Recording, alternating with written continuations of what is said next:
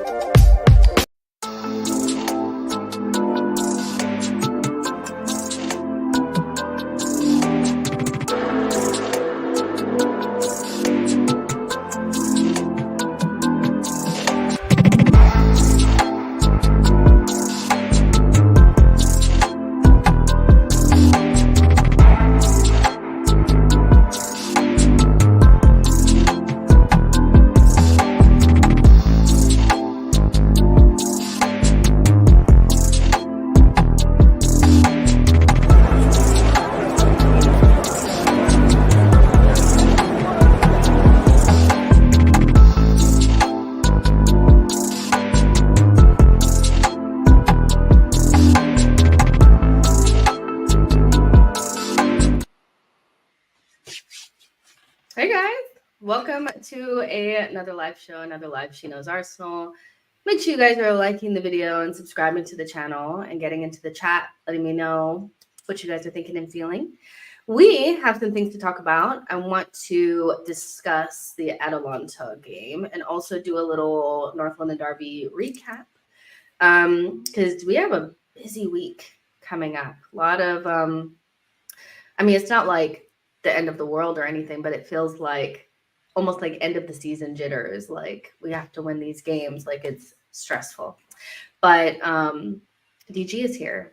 How are you? Even though I just talked I'm to you 5 minutes I'm ago. good, man. I'm good. Like you said, we just came off a live stream on my channel, so yeah, I'm good. I'm in good spirits. As you said, you know what? We've got a crammed fixture calendar list. We've got 7 games in 21 days, including the North London Derby. So it's nervous times, but it's exciting times, man. Let's just get to it, man. Really is my message to the club, man. I'm good though, man. Yeah, for sure. It's what we all were asking for a couple of years ago, and now it's here. We are in multiple Exactly. competitions. We're expected to do well. We're a title contending team. This is what we asked for. So we've been given what we wanted, so we have to live up to it. Calafiori is back in training. Saka trained. Declan Rice is back. So hopefully we'll have a pretty, a deeper bench. When we went to North London Derby, there really wasn't much on the bench. It was like kind of crazy. There was only kids there. But, what are there any changes that you'd want to see maybe going into this Atalanta game? I'm seeing people put up like their predicted, team or lineup. Is there anything that you would change from the North London Derby to Atalanta game, knowing that you'll have maybe some other players available to you? I mean, one of Jorginho or Partey has to step out. My immediate bias would say I want to see Declan Rice and Partey, but I think Declan Rice and Jorginho work quite well, so that could bode Mhm. well for Atalanta. I don't know for Timber. I think on form and whatnot, Timber doesn't deserve to be dropped. I'm not advocating that. I'm just wary that that was the first time he's completed 90 minutes with his post ACL. So do you bring in Calafiori, who has his own injury concerns? What's going to go on there? But I think the same team that went out there against Spurs will go out there against Atalanta, and I'd be for that, with obviously the exception of Declan Rice. If that's the case, the only thing I would flirt between changing would be, do you start Gabriel Jesus or what's his name again, Raheem Sterling on the left hand side for Martinelli, or does Martinelli continue? But other than that, I don't really want massive change. I want to start well in the Champions League, and I don't think Arteta will change much. It all depends on the minutes in the legs of players, though. Yeah, 100%. We do have, the game at the weekend at the Etihad, but I do think we have to go with a really strong lineup. Amen. And I don't think we're the kind of team that can just rotate 3 or 4 players out and look the same. I mean, we look very different without Odegaard and Rice. So making further changes, I do think would throw off, whatever Right. try to kind of consistency we're trying to have anyway. Um, how Atalanta is a team that like they've won, a European trophy before. They're the current holders of the Europa League. Do you think that, we should feel confident going into this game, or do you think we should be a little bit cautious considering our recent record or our record in general as a club in Europe? I think we do disrespect some of these teams sometimes, but you know, we are one of the best teams in England. They have us so high in the predictions for who could win it. You know, where do you strike that balance between we should be confident that we're going to win it, but equally understanding that like Europe is different than the Premier League? It's exactly what you said there, Jess, man. You can't be too overconfident. You can't be too scared. You have to believe in yourself and the quality you have internally. Equally, you can't write off anyone. I think it's very much a British thing, or people that follow the Premier League. It's almost like we're Premier League clubs. It's our God-given right to run up anywhere and smash teams. Where if you're honest with yourself, even last year, you know, like you said, historically we don't do well in Europe. But you look at the Lens performance, you look at how we turned it around against Sevilla, you look at Sporting Lisbon the year before when we was in the Europa League, and also Porto. You look at our performance against Bayern Munich at home versus away. We have no God-given right to sleep on anyone or underrate anyone or underestimate anyone, much less a team, as you said, Atalanta. Gasperini plays amazing football. Lookman is going to put on a show. Obviously, they won the Europa League, and they've actually, I can't remember the players, but they've recruited some players. Well, they've lost a couple, but they've recruited well. We need to start well, man. I don't agree with some fans saying it's a free hit and heavily rotate sides. I want to win. I want to put our best foot forward. The better we are in the champs, the more we win games, the more we can obviously make rotations. And we've got to travel to Italy twice. You know, we've got some difficult games. So for me, we've got no God-given right, man. We have to give them that healthy amount of respect, but also go out there and do the job, man.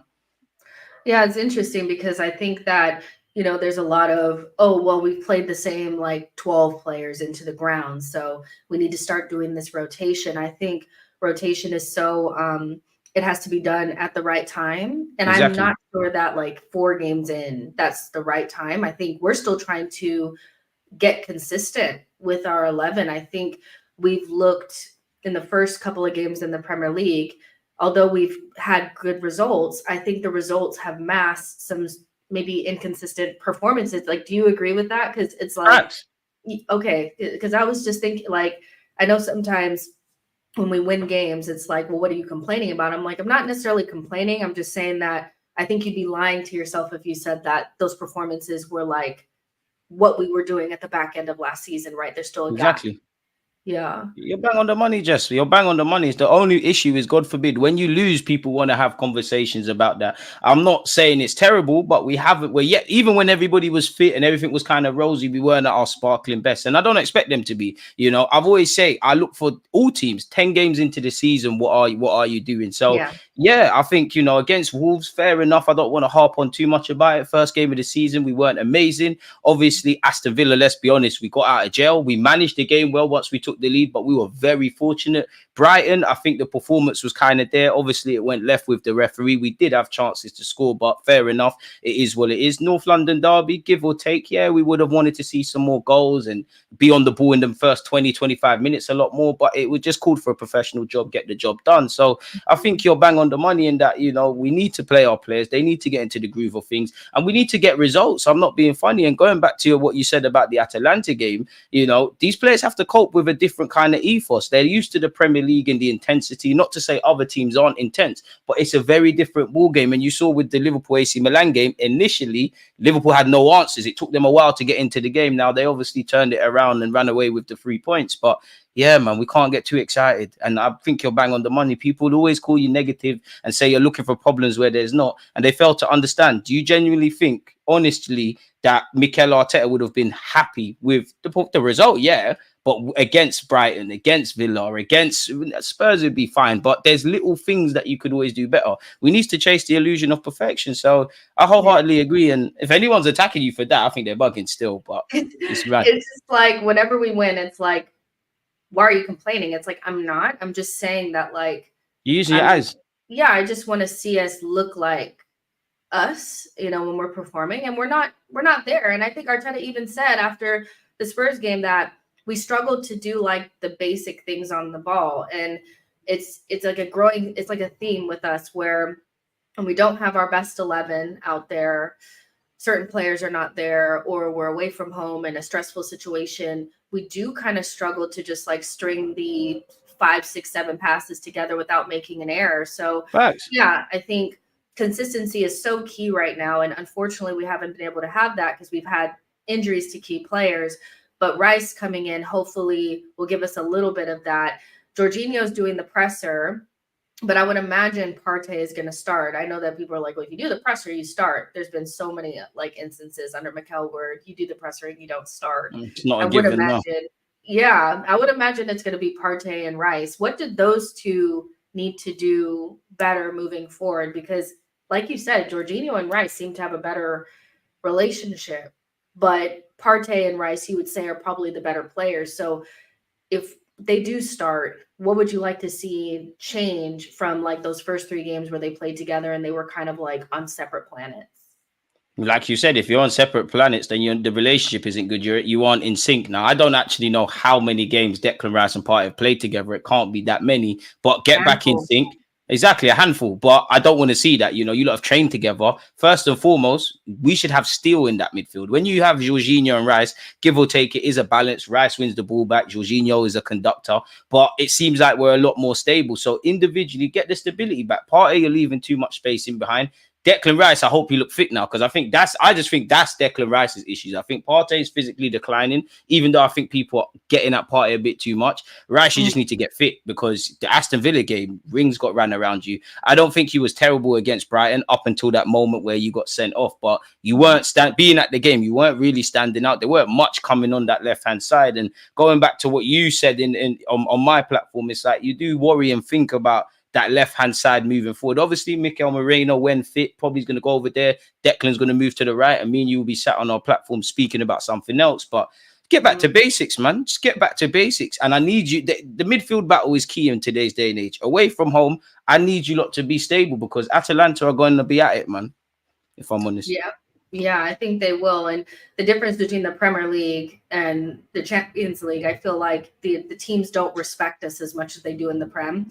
Like in the Premier League, they're like, Arsenal are one of the better teams, so let's modify their game. That first game that we played away from home in the Champions League against Lens, for me, was like a huge oh shit, like a team serious like Lens. Yeah, no offense to Lens, like I'm not saying that they were ass or anything like that, but like they didn't give a fuck. They did not care that we're like second best team in the Prem.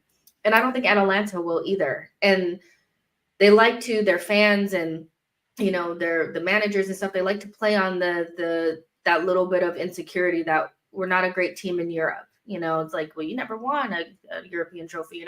Porto tried to play on that. So teams don't care. So we're going to have to be at our tip top best, So yeah, let's talk about Martinelli. I don't not really about we know, I feel like it's such a solving it to me just feels so whatever at this stage.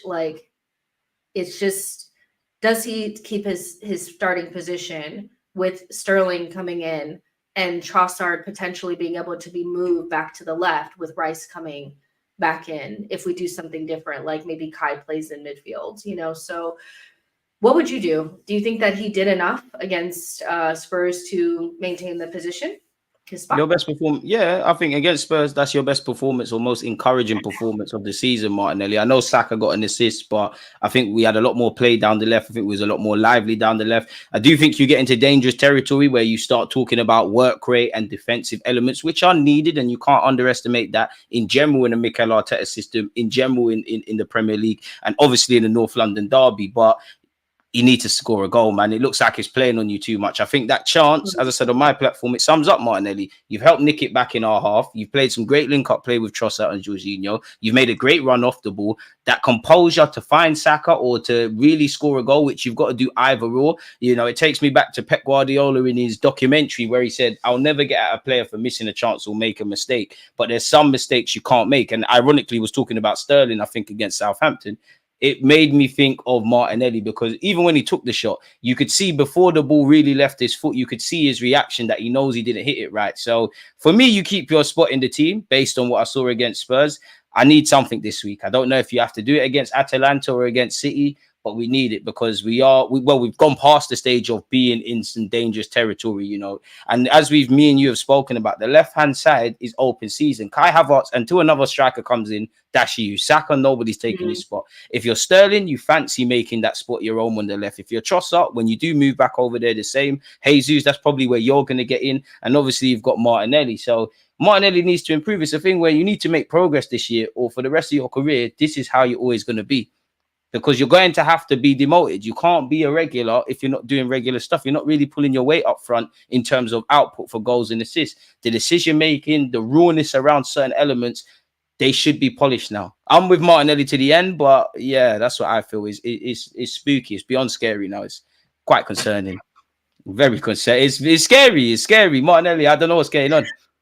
I must admit, I don't know what's going on, man. I don't know He should have. To be fair, put in a good cross for Kai, but he just needs some luck. But it's spooky. It's spooky now. It's scary, man. Listen, it's been wild. So I'm just like, at this point, I'm just like, what do we like? Does he start or no? It's scary. It's spooky. And even that comment, I don't disagree with Samuel where he's saying old Nelly scoring that. By the way, he's 100% right. But even me, how many times are we going to start saying the Martinelli from 2 years ago? That's like Chelsea fans saying the João Felix from Benfica. He was a madman. It's true, but it's going to start being like, remember when Emil scored them 10 goals? You know? Yeah, it's scary. Oh, man. To be fair, he's doing all right at Fulham. He's doing all right. My boy's shining. 2 years without scoring a goal. And I'm just like, you guys, seriously? Like, that was like a million years ago. And you saw what happened to Smith Rowe. It's scary. Once you start getting into them environments, Jess, it's scary. We can't rest on our past laurels. And I think that's why Arteta is continuing to start him, because I think he's like, with the way that we operated in the window, you can't afford not to have a good Martinelli. Like, Sterling coming in is not enough to make it like, okay, if Martinelli goes through this entire season without being, you know, getting back to at least like a normal level, you know. So I think Arteta is going to persist with Martinelli, which is fine. You know, at this stage, it's like, to me, it's whatever.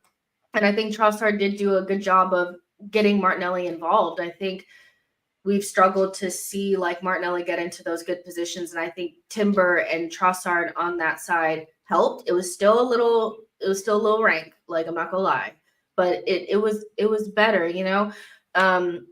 What did you make of Trossard playing in midfield? You know, is that something that you would persist with? Would you drop Kai in instead for the Atalanta game? Because that's an option that you could keep Trossard in there and play Rice and Partey potentially. Or do you think like drop Rice in there, maybe bring Jesus and put him center forward? Like, you know, what would you? Because there's also a question in here about Sterling and Champions League pedigree. You could make an argument that Jesus is our best player in Champions League in terms of what he's done. Like, wow, you're praising Gabriel Jesus. I don't lie. I just don't lie about him. I just don't lie. Zinni's got Champions League pedigree. He's played in the final, man. A bit like Sterling. He's known for scoring in the Champions League. Like, that's his. Big up Zinni, man. But yeah. Do you know what it is, Jess? If I'm honest with you, it all depends how fit Gabriel Jesus is. I don't know how fit you are to be starting. Now, obviously, to a degree, you've got to train and pass fitness tests and all of that jazz, but you're not really going to get fitness without making a start. A bit like what you said on my platform. Apart from the Bolton game, where do you really see the players that need starts or need a bit of minutes, or players that need to be rotated out realistically starting? You can't really see that happening. I mean, as I said at the start, Sterling versus Martinelli is a genuine thing. Something just tells me to start Sterling against Atalanta. It all depends how much he's got. In relation to what you said about Kai Havertz, if Jesus was fit, yeah, you could put Kai in the Odegaard role. It's not going to be pretty on the ball, but he replicates it off it. I'm keeping Trossard in the 10 for that game, you know, if I'm honest with you. I genuinely am. I think Trossard did all right. And I think we've already got too many moving parts, man. We can't move any more parts around, man. We're already testing the strength in depth in our team already, man. Yeah, for sure. The Arsenal Perspective says, what role does Sterling play in this UCL campaign for Arsenal? We need as many real winners as possible to get that mentality right and the performance needed to go far in the competition. Is that what Sterling brings to the team? Is like a mentality, or? Yeah, I personally think we're getting. You can never look. You know, you can never have too many winners, whether they've won Prems or Champs or experienced, all of that jazz. Winning breeds confidence. You got a lot of winners in the room. They're obviously going to want to win stuff. I think we're getting past that. If I'm honest with you, like, it's great that we're still bringing in guys like that. You know, Mikel Moreno's won something with Spain and Sociedad. Calafiori, I don't know what he's won, but he seems like he's got mentality. We've got people that have won stuff, but I think the players that haven't necessarily won stuff at other clubs, I think the mentality has changed. They want to be better. They're very upset. Like, you know, what was it last year? We didn't keep a clean sheet against someone. Benjamin White wanted to beat up Zinchenko. That was almost unheard of. That illusion of chasing excellence was unheard of. So it don't really go much. But yeah, I'd imagine Sterling's going to play a key role. Everybody's got a role to play, as you saw in the last Champions League outing for us. Everyone's got a role to play. Yeah, but the Sterlings, the Jesuses, these kind of guys, of course, when you go to them tough games like the Bayerns away, you're going to naturally want to lean on them a bit more because they're more seasoned in that. So yeah, that's how I'd answer that. Yeah, not only that, I feel like there was a conversations last year about our lack of like technical ability in some of these games against like these teams in the Champions League. It's not the same as the Prem, where it's like in the Prem you have to have like bigger players and it's more physical and more rough around the edges. Playing against European sides, sometimes it's more of a tactical game and more of a technical game. And I did think that we struggled technically in some games just to pass the ball, just to get past our mark, like just a couple of times, you know? And so one thing that I think Jesus helped us with multiple times, like in the Sevilla game away from home, he had that like really nice goal that he scored. And then he also played Martinelli in. And then when you think about, you know, the goal that Trossard scored against Bayern, Jesus comes in and makes that little move. His performance at the Etihad in the Prem as well. Big game player, Jesus, man. Some people write him off for no reason. He did big game player. Big game player. Was it the Etihad or at the Emirates? But no one will remember this. Big shift on the right-hand side. Big shift. Didn't do anything. Big shift. Watch the game again. Big shift. Big shift. Big shift. His ass. Ask the gaffer, man. Put in a serious shift. Jesus is a fighter, Jess, man. He put in a shift. Put in a shift, bro. What did you score? Did you get an assist? Like, that's a simple way. That's a simple way of looking at football, man. Like, listen, I've seen you praise Kivior for less.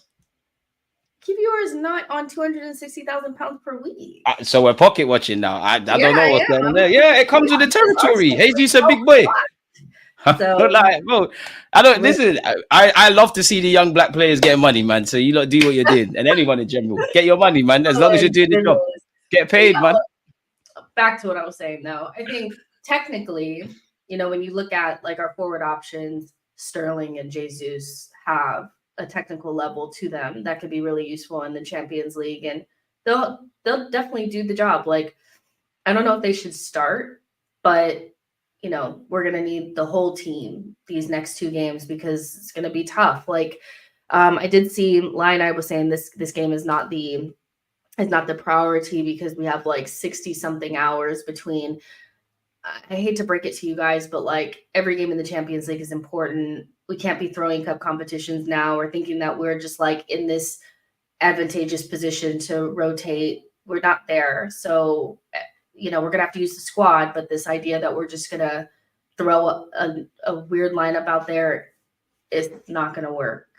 I'd love to see it work and we win because we'd have the best of both worlds, 3 points and a rotated side, but it's incredibly naive for a team that's, even when everybody was fit, was lacking that fluidity and all of that kind of jazz. Let's just win as many Champions League games as quickly as possible. By all means, we'll rest players. And respectfully to Atalanta, because away from home is difficult, but you've got to go to Atalanta. You've got to play Inter Milan. You've got to play PSG at home. These are some tough games. You've got to go away to Sporting Lisbon. The last two times in the Europa and in the champs that we've gone to Portugal have not been pretty for us. So let's win what we can. And you want to start in the best possible campaign because you're always playing catch up. Sure, you could drop points against Atalanta and then go and win. God forbid. But what happens if we lose? What happens if we lose that game and then draw the second game? You're suddenly in issues. Then you're hoping to qualify outside of the top 8 where you have to play in the last 16 where, again, there's more fixtures with a small squad.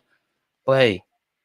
So this is fresh coming from the press conference. Arteta says, after the recent scans for Odegaard, the scans showed that he does have damage. He has ligament damage, which is kind of what we needed to avoid to keep him from being out for a long period of time. It's going to be something quite significant, so we're going to lose him for a while. So do not expect Odegaard back anytime soon. Oh my gosh, that hurt me bad. Whew. That felt... What, like he said that right now? Yeah. Kaya just retweeted it, or he tweeted it from the press conference. Big up Kaya, but for fuck's sake. I mean, listen. Well, Get well soon, Odegaard, but I'm not gonna lie, I'm a little shook, but okay. It's like I knew it, but like once you know it for real, it is what it is. We have to get beyond it. It's something quite significant. We always lose the player after the window closes, and then we get rid of the players that also play in that same position. But this is why I feel like I'm pushing for Ethan to play as much as possible, because he's kind of going to need to be a usable member of the squad sooner rather than later. If Odegaard is out for a month, couple months, it's longer than a month, in my opinion, man. Yeah, when has Arteta ever been honest? Yeah, we're going to lose him for a while. A while could mean anything. Like, is that a month? Yeah. Is that 3? Is that January? Yeah. So he needs to rest up, captain, man. Yeah, he needs to be a usable member of the squad, because he's pretty much our only other creative player in the midfield ranks. That is an actual midfielder. Like, everyone's like, we got a bunch of DMs, so yeah, Nwaneri has to play. That news has hit me, man. That's thrown me, man. Yeah, I know. It's rough. It's bad. We really needed no ligament damage. And it's just it was like a nonsense international game where it was just so random, so if only we had Smith Rowe. Hello? If only we had Smith Rowe, man. I gotta be that guy. Letting Smith Rowe go was the right thing, but I'm here to push agendas. Right, let's start playing Nwaneri as soon as possible. Amen to that. Samuel says he said the same thing for Thomas Partey and Tomiyasu. I just would say Odegaard is out. Like, I don't know. See you in 2025, Capitano, man. I hope I'm wrong, but yeah, man. Says Ethan will be fine. We just need to support him. Saka and Partey on the field. When is Moreno back? And one thing I will say about people that are really like pushing for Ethan not to play, because I asked this question several times, like, where is this idea that like Ethan's gonna have a bad game and then all of a sudden his career is over? I see people kind of pushing this, like, but what if he has a bad game? One, there's another thing that could happen. He could have a great game, but the more experience he gets, the more usable he is for this team. Exactly. Right now, like, we need throw him in at the deep end. How do you know if you can swim? Yeah, like, and I'm sorry, but what young player has Arsenal ever had that didn't get a trial by fire? I don't know any that have been successful that weren't just thrown in. The only way Ethan's going to lack is tactically, because he hasn't been exposed to that. Technically, he's there. It's just a case of physically, he probably will get bundled off the ball a bit. It's just tactically, do you have the discipline to replicate everything at every moment Mikel Arteta demands of you? In which I don't expect him to, really and truly. You're a young lad, but we can't cry about experience if you're not going to get an opportunity. Now, I don't expect to see you start against Atalanta or City, but the likes of you, maybe Lewis Skelly, who plays in a different role, this is now where, you've got to utilize them. Like, yeah, I mean, it is. We're just kind of like, it is what it is at this stage. And I said, like, at the beginning of the season, like before it basically started, I was like, there's never going to be a time where we're going to have our best, like all of our players back at once. There's too many games for that to happen. Players are going to be in and out constantly. So we need to get more comfortable with not having key players and being able to deal with them. We've been pretty lucky, I would say. The last key injury that we've had for a significant amount of time was Saliba. Everybody else is kind of in and out quick, our main guys. So it's time to suck it up. There's nothing you can do about it. Everybody's dealt with this. Ethan, let's go. It is what it is. Like, it is what it is. Like, I want to talk about why we didn't do anything in the transfer market, how we haven't learned our lessons. It's not the time for that. Like, it is what it is. It could be better. It could be worse. Like you said, it's got to get on with this. If you got to use Ethan, if you got to use some random player that we're not talking about, if you've got to, Havertz, Jesus, anyone, make something happen. And we ain't got time for excuses, man. But it is a bitter pill to swallow. I agree. Man. No time for excuses, for sure. You lot made your bed, lie in it. Because when you didn't sign people in the summer, God forbid, I don't think you knew this was going to happen, but you had to have sat there, Edu and Arteta, and said on your little board in the training ground, if worse comes to worse and there's no Odegaard, there's no this, there's no that, how do we cope? Do we have enough? If you didn't have enough, you would have brought people in, being devil's advocate. Keep it moving, man. Let's just keep it moving. Exactly. And most teams in the Premier League, you see them constantly have key players out for a significant amount of time. We're no different. You know, we have to continue to perform. It is what it is. So yeah, and I agree with you. I one of the titles of my show was "You Made Your Bed, Lie in It." Like, I don't know that shit, man. You didn't bring anybody. It's fine. Marino will probably come back in like the next month or so, and he can help at the 8, but you know, he's not a creative. He's not going to be like that creative player. So, Antonio says, question on Justin DG. Do you think Odegaard plays to his full potential? I don't think so. He needs a Carzola Fabregas technician around him to get the best of his ability.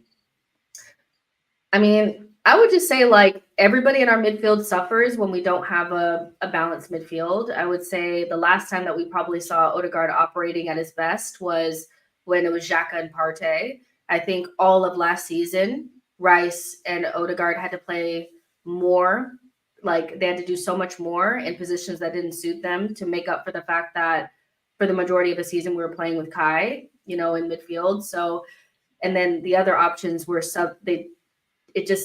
when you don't balance the midfield and you don't have the right options, like players are not going to be able to play to the best of their ability. Have to overcompensate, man. Yeah, they have to overcompensate. So, you know, I think people are really harsh on Odegaard when he has to drop back to be in our buildup. He has to get between the lines. He has to support Saka, which is, I'm not saying like he's holding Saka's hand. He has to lead the press as well. We've got to do everything. Yeah, he has to do everything. And yes, he's captain fantastic, but he wasn't having to do that when we had Xhaka on that other side.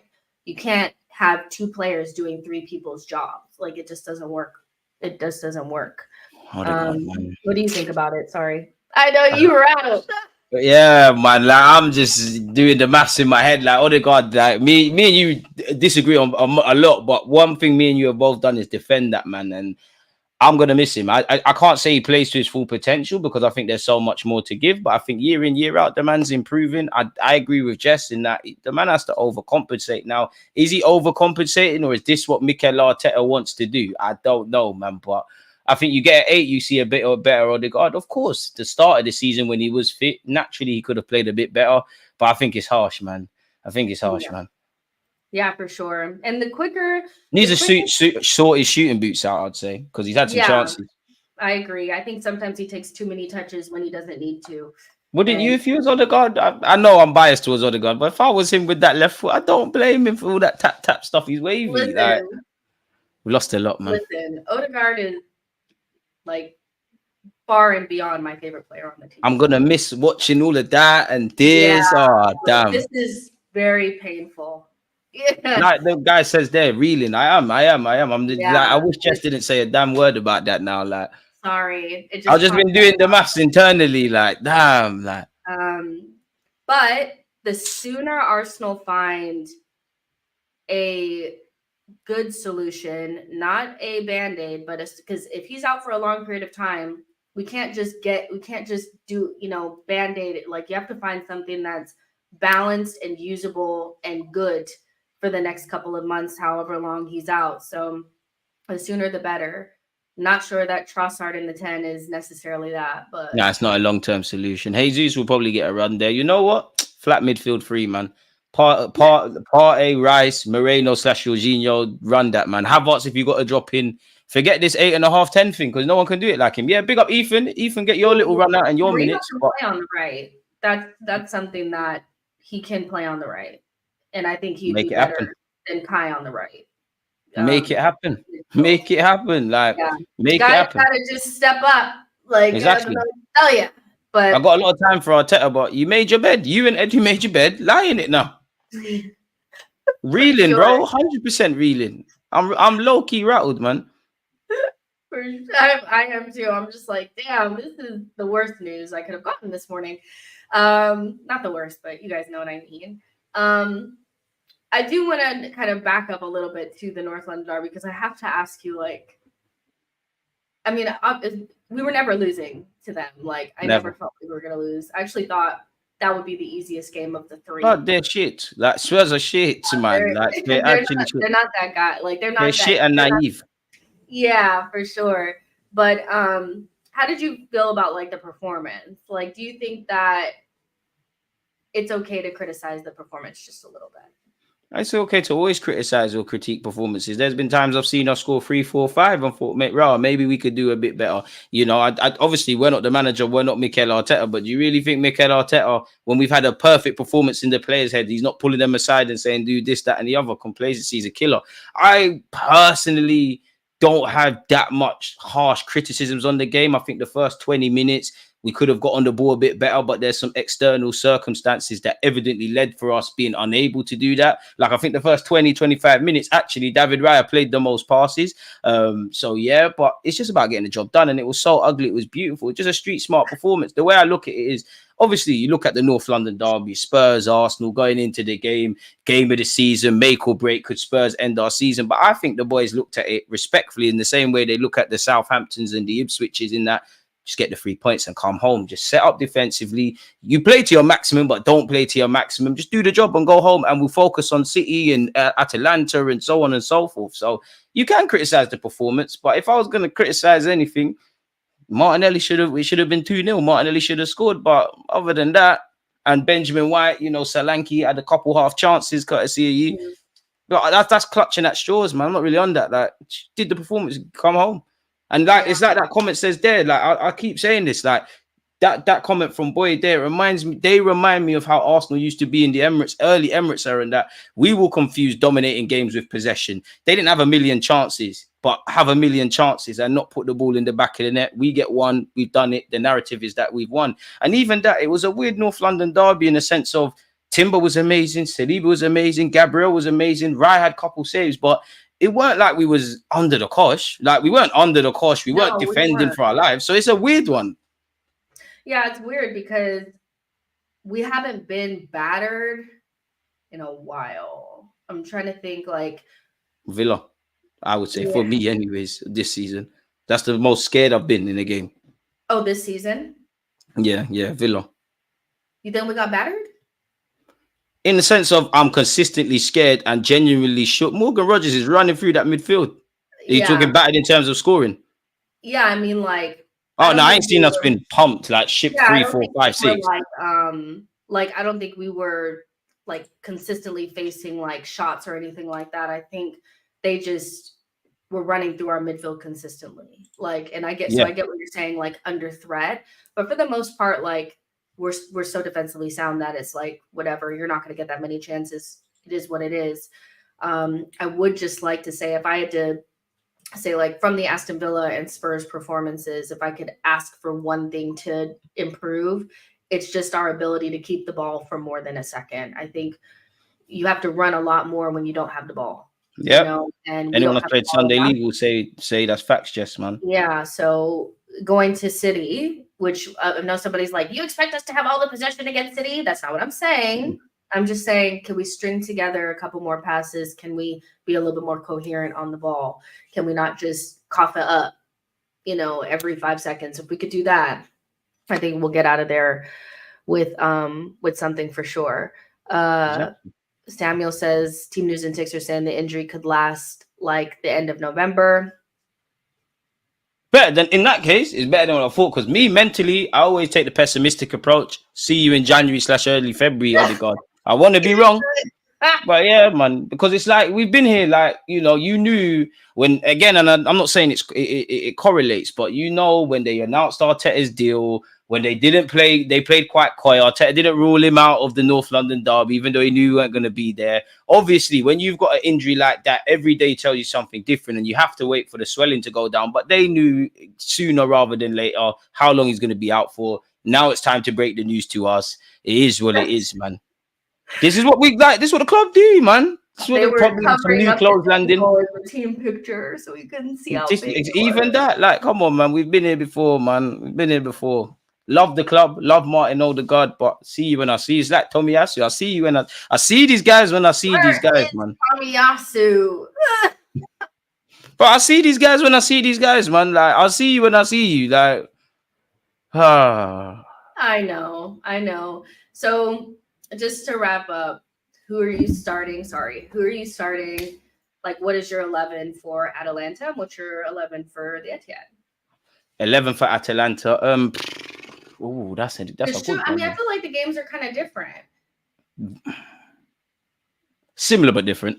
I think they're two very possession-based sides. I think the tempo in Europe will be very different. I think emotionally, for the fans, City versus Arsenal will be different. But I think it will carry on the same theme in that it will be a stinky game. Let's be honest. The last couple of games against City, both teams have stunk out the place. If you take your chances, you take your chances. The Community Shield was probably the most enjoyable one from a neutral point of view. So to answer your question, Atalanta, obviously Raya, Saliba, Gabriel, Benjamin White, Timber and Calafiori. Timber, if you got another 90 minutes in you, cool. Timber plays. Calafiori, hope you get some minutes to get fresh again. Midfield is where it gets a bit tricky for obvious reasons. For today, Trossard, you're going in there.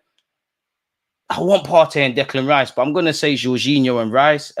Saka on the right-hand side, Havertz up front. The left-hand side, I'm torn. Do you give Jesus some minutes? Do you keep Martinelli? Do you play Sterling? Something is telling me to start Sterling against Atalanta. But I'm going to go with Martinelli against Atalanta. For the City game, you know what? For the City game, again, same back four. In midfield for that game, though, Partey, Jorginho, and Declan Rice, all three of you. Forget all this 8.5, 10 stuff. We're running that. Big up Ethan, because I wish I want you to play, but that's what I'll go with. Saka on the right, Havertz up front. You know, fuck it, Sterling against City, man. It's your old team, come man. These things, because if it was someone playing against us, they'd bag. So let's see something. Our players do the opposite. They have like their worst games ever when they play against their ex team. It's annoying. You saw what Kai Havertz did last year against Chelsea. You saw what Trossard did against Brighton. And Trossard score against their old teams. You saw what Gabriel Jesus does every time he plays against City.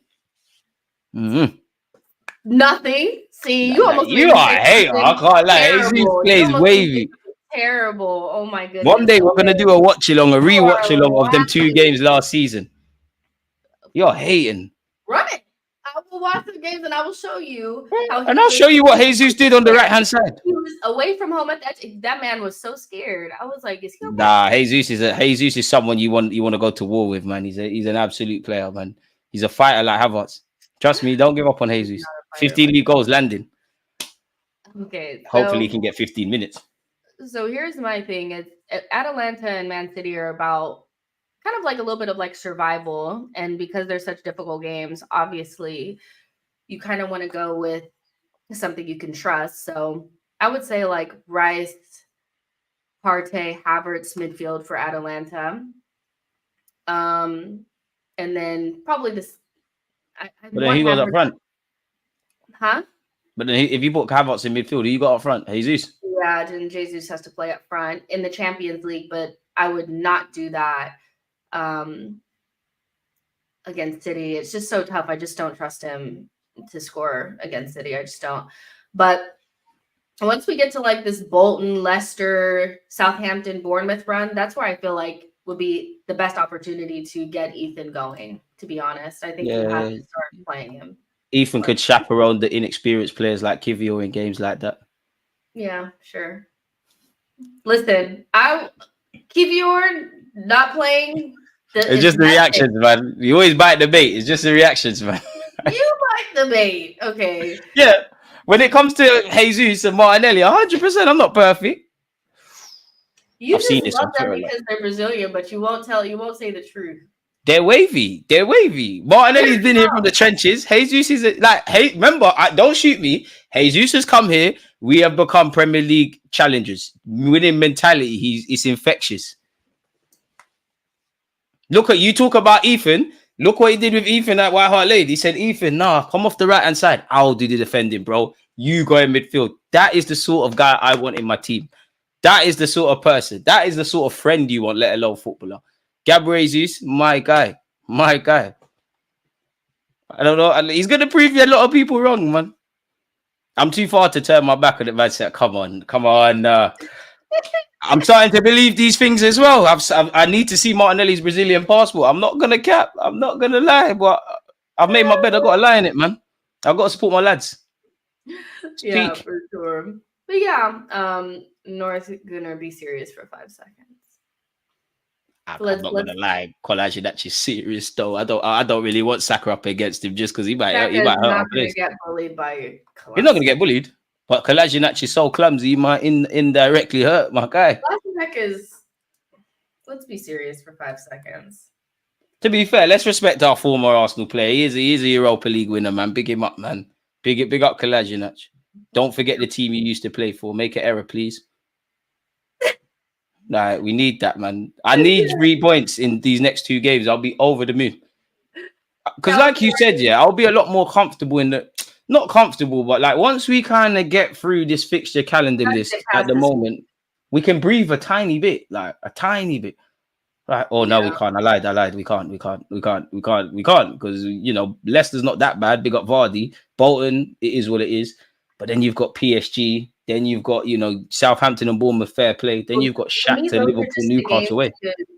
You gotta get Ethan going in them games, because I just don't think anything else that you're doing in midfield is a band-aid. Like, it's not a balanced midfield. The only balance that I could see is Rice, Partey. Wait, did they say Odegaard out until the end of November? That's what Team News and Ticks was saying, but we don't know. Yeah, this is very, very mad. That means West Ham away, Sporting away, Chelsea away, Inter Milan away, Newcastle away, Liverpool at home. This is what I'm saying. Like, he's about to miss the whole first half of the season. You can't just have Havertz in midfield for 3 months. You can't just have Trossard playing in midfield for 3 months. You can't. You have to figure out something. And the only other player that can play like Odegaard or even like marginally is Ethan. That's it. So we're getting close to seeing Zinchenko in the 10, you know. I don't think we're that close yet, but Ethan, as you said, Trossard, as you said, can't say fit himself. He's nowhere to be found too a month into the season. I say if we forget the 10 stuff now, man, just flat midfield 3 now, man. Forget all of that. If it's not going to be Ethan in that organic role, I say we forget it, man. You could do a thing with Trossard and Jesus and these guys back to the normal 4-3-3 days, man. I'm not saying, to answer that question, I'm not saying I want Zinni in midfield. I don't want Zinni in midfield. I'm just saying it'd be silly not to think he's not under consideration. He's clearly very low down the list, but yeah, man. Mosquito is asking about Sterling for Martinelli. Honestly, I would drop Martinelli. I've been saying, like, I don't even think he should have started this season, to be honest. He wasn't good in preseason. I just don't think he should be starting. I expect him to start, but I'd play Trossard. I'd play Sterling. Like, I just feel like you need to almost save him from himself. But, you know, we're coming for you one day, Jess. I have my day. I hope so, because we're going down that dark tunnel. Yeah, I know. You're looking like you're right. I don't want to go down there. I know. Remember when he scored those 15 goals and I know we're gone. We're gone. 2025. It's been a tough period for me, man. Like, we've seen Smith Rowe go. Jesus ain't doing nothing. Martinelli is looking peak. Damn. Looking crazy. Marco says, you guys saw that video of Odegaard chatting with Nwaneri. I think Arteta's planning that move. When you get rid of Fabio and you get rid of Emile and you don't bring anybody else in, you're telling me that you trust him. So you probably didn't want to play him now, but now you're gonna have to use him. But there's never going to be a perfect game to put him in. Like, this is it. This is how Arsenal players are born. You get a couple injuries and you put them in, and they either sink or swim. Like, this is just what it is, you know? So maybe not against Atalanta, maybe not against City, but has to get some minutes in them games, though. Don't get twisted. Yeah, definitely come in and get some minutes. But that Leicester, the Bolton, all that, I expect to see him play them games, because you also have to wait until Marino. We don't know when he's coming back either. So that flat midfield that you're trying to run, that can't happen without Marino either. So, because Jorginho, Partey, and Rice, drop me out. Nah, they can hold that. They can hold it. I hear what you're saying. They will hold it up. They will hold it up. Havertz will become dropping into midfield. They'll hold it. They'll hold it. I need Moreno fit for it to really work, as you're saying, but it will. Trust me, it will work. It will work. What about Sterling in the 10? Would you try? I mean, you could do a thing. You could do a thing, but is anyone? Can you? Anyone trying to watch Sterling receive the ball and turn, or do we just want to see him run into space and pull it on his right peg? It's an option. You know what? Trossard, Sterling, Zinchenko, Ethan, probably missing out someone. Jesus. These are all options to play in the 10. Hindsight's a wonderful thing, and I don't really think we should have kept them if they wanted to go. But I do think about, Emil Smith-Rowe and lesser players like Fabio Vieira. I think the lesser pro. I feel like the problem with with Emil is not that he's not a good player. He can't stay fit, but Odegaard is a passer that drops in and like Emil's not a passer. He's like a dribbler, a 1-2. And he got more assists than Odegaard this season. Shameless. Listen, I don't make the rules. That's fine. He has 1. Odegaard has 0. That's fine. But we know the truth. Like Ethan, he's gonna have to. I know the truth. Smith Rowe shining at Fulham. I know Fabio Vieira ain't done nothing. I could shine at Fulham. Huh? I could shine at Fulham. I could shine at Porto. Fabio Vieira can't. Like, no. Listen, you're a Fabio fan. You were. Yeah, but you're a fan of Fabio, so I like you're attacking my players, so I will shoot him to shoot you. Like we will jump over the bar. The truth of the matter is Emil is now a Fulham player.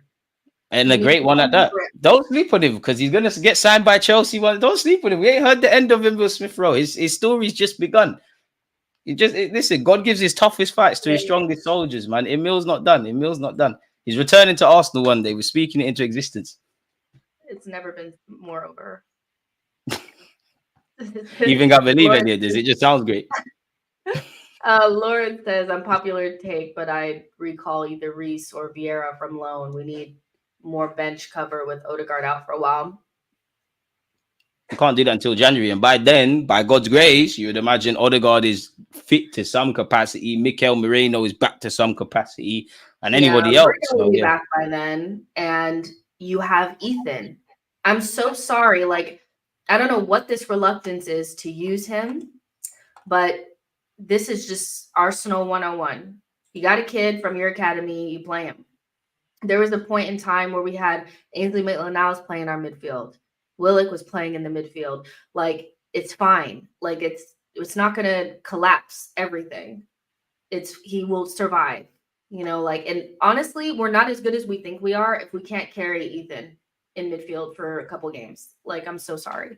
So yeah, but I don't even think it's a carrying thing. I just think he needs to just senior players put an arm around him, kind of coach him through the game. Other than that, I agree with what you're saying. Like, I expect him to struggle to have consistency. Like, if you throw him in for 10 games, I expect you a couple of games, you're 20 out of 10. The next, you're 5-6s. As you said, you need to blood these guys in. And he's got options, but you're running out of them. So give the guys some minutes. Faya's been trying to make this Sterling conversation happen. Big him up because he's on my platform as well. But yeah, he's not happy with Sterling. He's not happy. I'm warning all of you delusional Sterling fans. He better not start that game. We shall regret it if he does. And the same fans are going to want him back at Chelsea. Maybe. I don't know. Maybe, but let the guy play in it. Like, I've given him a chance. Like, am I going to sit here? I like the signing of Raheem Sterling. It's mainly on the basis of, can we get him back to his best? He's got a point to prove in Arteta. Do I think it's and his experience? Did I like the signing of Raheem Sterling? No, because you've gone from Nico Williams links and all of that jazz, and you're scrambling on the last day of the season. But the man's here now. If he doesn't shine, then fire at him. We're asking questions. But I'm gonna back the lad for now, man. And he's Jamaican as well, so you got to supporting me, man. Yeah, I don't even think we have to really. It's not that it's a loan. We're not committed to it. It's whatever. And Antonio says, I need Havertz in midfield. He's perfect guy to take him for the war. I'm gonna be so real with you. Havertz in midfield for a couple of months to me is just not. We need a natural midfielder in midfield. Sorry. We can run it. We can run it certain games. He's a fighter and all of that, but on the ball, we're talking about. To me, this is just absolute. Like, we're getting into the nonsense cat. Like, that's good for like a game. Yeah, it's good for the big games. When you got to break down low blocks, forget about it. But three months with that, come on now. Come on now. Like y'all, hello. Timadayo says, Jess, you liked when we had Ainsley Maitland-Niles and Willock in midfield. I'm just saying it didn't collapse us. Like, they were never really like the main problem to me. Like, we were playing kids in midfield with Emery. The main issue is that we had Mustafi and those guys back there. Like, the point I'm trying to make is we're one of the only clubs that I see that has like this real reluctance to playing anybody from their academy. It's like you want the perfect scenario against a lower level opposition in a cup game, when in our history is never shown that that's the way that we get kids through the ranks. They always get a trial by fire. They either sink or swim, and it's just not that deep. Like, it's not like an 18-year-old didn't come out there, or 17-year-old, and clamp Martinelli up against Villa. Fair enough. I can't lie. I wouldn't mind having Joe Willock at this moment in time, man, such as the desperation. I'm like, no, Willock is a good player. Like, he's not a bad player. I'm just saying, like, it's just not that deep. Like, he's all right. They're acting like Ethan can't pass the ball. No. People are doing too much. No, but the thing is that when it comes to a young player, there's some he's not ready, he's young, forget it. And then there's some that move like he's going to be perfect and whatever. And these are the first sort of people to change their opinions depending on it immediately. Saka and Martinelli were both 17, but not everybody's the same. And that's why I think you need to blood him. His age is relevant, but it's irrelevant. You're in the first team now. Like, that's the guy. I'm just saying, if you're not going to start him, you need to get a 20 minutes here, 15 minutes here, an occasional start. You need to get up to speed. Like, you need a couple of appearances or a decent amount of appearances for me by the time we go into 2025. That's just me anyways. Yeah, exactly. And no, I'm not saying that we never play. Actually, I'm making the exact opposite point here. People are listening to what they want to Jess, man. It's like, come on. Like, I'm actually advocating to play Ethan. Like, that's what people are listening to what they want to hear. Yeah, it's not. I just feel like we need a balanced midfield, and he gives us the best for that. But look, fully rattled off of the Odegaard stuff. I just, like, now my head is like on Pluto. Trust. I wish you didn't mention it, man. So yeah, but listen, we have Atalanta on Thursday, and then Man City at the weekend. So, and I just saw Calafiori was on the plane, so maybe he'll get a little run out too. But listen, we have to do it. Didn't you say Kivior could play in midfield? He has played in midfield. So chat to your guy, Arteta, man. No. Or just play Ethan. It's not like he didn't play in midfield all preseason. Even these minutes. That's where we're both agreed. Like, even these minutes. Like, we're in the trenches. You got a man there, and even to a degree, Lewis Skelly, different kind of midfielder, not a direct replacement for Martin Odegaard. Apologies, but you need some minutes. Bring these guys, man. Give these guys opportunities. Yeah. I didn't say Kivior in midfield. That's the co-host here. He just keeps going back to Kivior. Kivior, that don't hurt me. Like, I'm like, whatever. I got nothing left. You're winning. I got nothing left. I don't even mean Kivior. You're taking little swipes. I know you hurt. It's fine. Yeah, I am. You make me give up on Fabio Vieira. Now, like, he's not my guy. Like, oh, Fabio. Fabio went straight back there and got injured. It's crazy. But it's a dark place for him, man. Dark place. Oh my goodness. But yeah, make sure you guys like and subscribe on the way out. And we also did a show that was probably a little bit more coherent on his channel because we weren't rattled from the news from Odegaard. So make sure you guys check that out. We did that just like an hour before this. And yeah, we got watch-alongs and all that kind of stuff. So make sure you guys are all signed up for that. And you guys have notifications set so you guys don't miss anything. But yeah, we'll talk to you guys on the next one. Like I said, like and subscribe, and I'll talk to you guys in the next one. Bye. Come on.